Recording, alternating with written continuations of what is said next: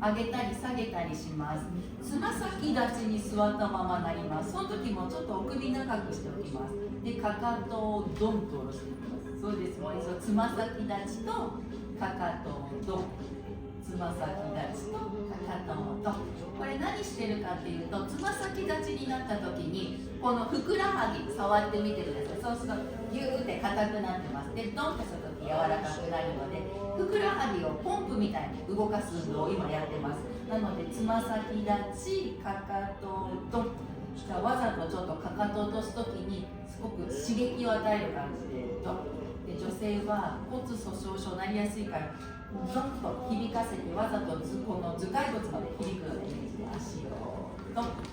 もう一度いきましょう。つま先立ち、かかとをドンとバラしていきます。から出す、戻す、出す。